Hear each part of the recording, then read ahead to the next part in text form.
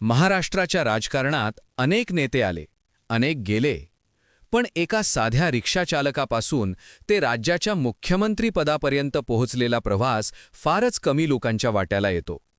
ही गोष्ट आहे एकनाथ शिंदे यांच्या संघर्षाची. ही गोष्ट आहे एका सामान्य कार्यकर्त्याच्या असामान्य प्रवासाची. रिक्षा चालवणारा एक युवक आणि पुढे जाऊन महाराष्ट्राचा मुख्यमंत्री बनलेला नेता. एकनाथ शिंदे यांचा जन्म 9 फेब्रुवारी 1964 रोजी झाला. त्यांचे बालपण अत्यंत साध्या परिस्थितीत गेले. घरची आर्थिक परिस्थिती कमकुवत असल्यामुळे त्यांनी लहानपणापासूनच काम करण्यास सुरुवात केली. कुटुंबाचा उदरनिर्वाह चालवण्यासाठी त्यांनी रिक्षा चालवण्याचे काम केले. पण त्यांच्या मनात एक वेगळीच जिद्द होती, समाजासाठी काहीतरी करण्याची जिद्द.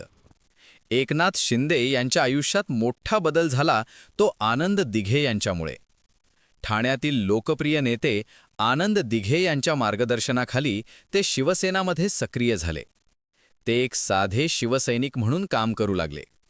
लोकांच्या समस्या सोडवणे, रात्रंदिवस जनतेसाठी धावणे, यामुळे ते हळूहळू लोकांच्या मनात घर करू लागले.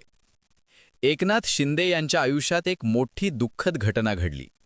एका बोट दुर्घटनेत त्यांनी आपल्या 2 मुलांना गमावले. हा त्यांच्या आयुष्यातील सर्वात कठीण काळ होता. पण त्यांनी हार मानली नाही. आनंद दिघे यांनी त्यांना पुन्हा उभं राहण्यासाठी प्रेरणा दिली. आणि तिथूनच त्यांच्या आयुष्याला एक नवीन दिशा मिळाली. एकनाथ शिंदे यांनी नगरसेवक म्हणून राजकारणात सुरुवात केली. त्यानंतर ते आमदार झाले, मंत्री झाले आणि पुढे जाऊन मोठे नेते बनले. ते ठाणे भागात एक मजबूत नेता म्हणून ओळखले जाऊ लागले. 2022 मध्ये महाराष्ट्राच्या राजकारणात मोठा भूकंप झाला. त्यावेळी मुख्यमंत्री होते उद्धव ठाकरे.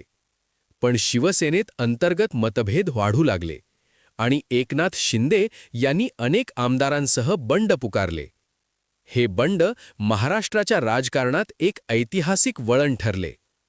30 जून 2022 हा दिवस एकनाथ शिंदे यांच्या आयुष्यातील सर्वात मोठा दिवस ठरला. त्या दिवशी त्यांनी महाराष्ट्राच्या मुख्यमंत्रीपदाची शपथ घेतली.